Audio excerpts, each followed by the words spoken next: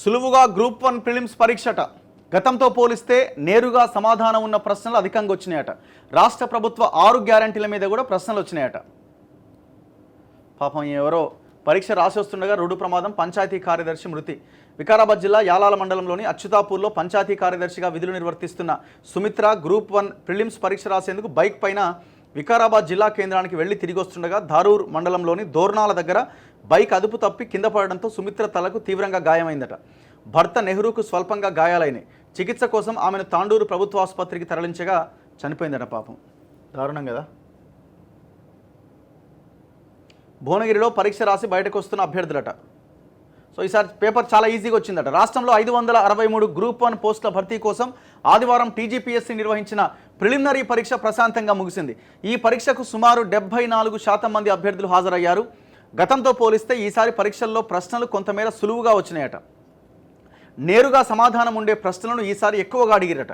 దీంతో మెయిన్స్కు ఎంపిక చేసే కటాఫ్ మార్కులు పెరగొచ్చని భావిస్తున్నారు. రాష్ట్రంలో గ్రూప్ 1 పోస్టుల భర్తీకి గతంలో నిర్వహించిన ప్రిలిమినరీ పరీక్షలను 2 సార్లు రద్దు చేసిన విషయం తెలిసిందే. తాజాగా ఆదివారం నిర్వహించిన ఈ ప్రిలిమ్స్ పరీక్షకు సుమారు 4,03,000 మంది అభ్యర్థులు దరఖాస్తు చేసుకుంటే దాదాపు 3,02,000 మంది అభ్యర్థులు అంటే అందులో అప్లై చేసుకున్న వాళ్ళలో 74% మంది మాత్రమే హాజరయ్యారు. 31 జిల్లాలో మొత్తం 891 కేంద్రాల్లో ఈ పరీక్ష నిర్వహించారు. 150 మార్కులకు ఓఎంఆర్ షీట్ విధానంలో ఈ పరీక్ష జరిగింది. పరీక్షా కేంద్రాల్లో అభ్యర్థులకు బయోమెట్రిక్ హాజరు విధానాన్ని అమలు చేశారు. అన్ని కేంద్రాల్లో సీసీ కెమెరాలు ఏర్పాటు చేసి నిఘా పెట్టారట.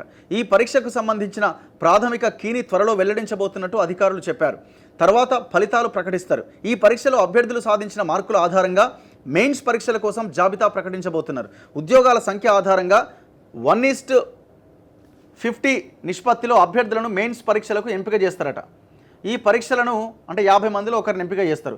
ఈ పరీక్షలను అక్టోబర్ 21వ తేదీ నుంచి నిర్వహిస్తారు. 6 గ్యారంటీలపైన ప్రశ్నలు అడిగిరట. రాష్ట్రంలో కాంగ్రెస్ ప్రభుత్వం అమలు చేస్తున్న 6 గ్యారంటీలపైన ప్రశ్నలు వచ్చాయి.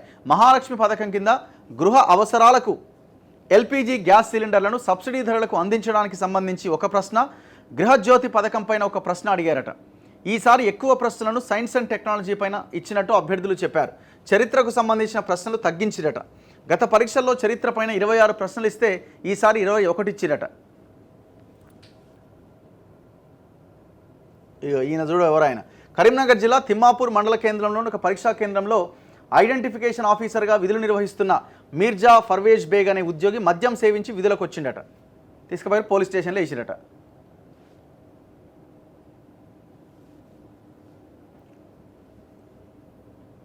సో ఇట్లా గ్రూప్ 1 ప్రిలిమ్స్ ఎగ్జాము చాలా ఈజీగా వచ్చిందని అభ్యర్థులు చెప్తా ఉన్నారు.